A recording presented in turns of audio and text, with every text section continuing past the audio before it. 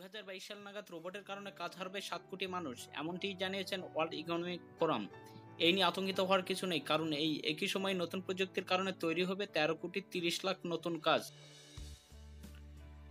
World economic ফোরামের এক প্রতিবেদনে বলা হয়েছে, প্রযুক্তির উন্নয়নের ফলে মানুষের সময় বেঁচে যাবে অনেক, আর সেটা তাদের অন্য কাজ করার সুযোগ করে দেবে।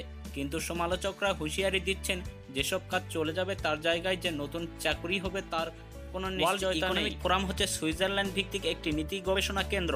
প্রতি বছর দাভোসে তারা একটি সম্মেলনের আয়োজন করে, সেখানে সারা বিশ্বের বিভিন্ন ক্ষেত্রের নামকরা লোকদের জড়ো করা হয়। তাদের রিপোর্টটিতে বলা হচ্ছে, রোবট ও অ্যালগরিদমের কারণে এখনকার বিভিন্ন কাজের উৎপাদনশীলতা অনেক গুণ বেড়ে যাবে, কিন্তু এর ফলে নতুন কাজ তৈরি ও সুযোগ হবে। ডেভেলপার, সোশ্যাল মিডিয়া স্পেশালিস্ট, এ ধরনের কাজ প্রচুর বাড়বে। তবে শিক্ষক ও কাস্টমার সার্ভিস কর্মীর মতো কাজ, যাতে কিনা অনেক সুস্পষ্ট মানবিক গুণাবলীর দরকার হয়, সেরকম কাজও অনেক তৈরি হবে। তবে নতুন নতুন কাজ তৈরির প্রক্রিয়াটা যে সহজ হবে না, এই পরিবর্তনের পথে যে নানা রকম ঘাত প্রতিঘাত আসবে সেটা মনে করিয়ে দিচ্ছেন রিপোর্টটিতে। অ্যাকাউন্টিং প্রতিষ্ঠান, কারখানা থেকে শুরু করে পোস্ট অফিস ক্যাশিয়ারের কাজ রোবট এসে দখল করে নেবে।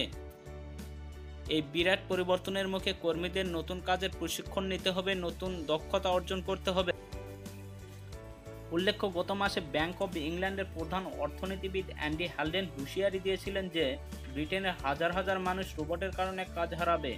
মিস্টার হালডেন বলেছিলেন, যদি মানুষের জন্য নতুন কাজ তৈরি করতে হয় তাহলে কোম্পানিগুলোকে অনেক সৃষ্টিশীল হতে হবে, কিন্তু সেটি সম্ভব হবে কিনা তা নিয়ে সংশয় রয়েছে তার।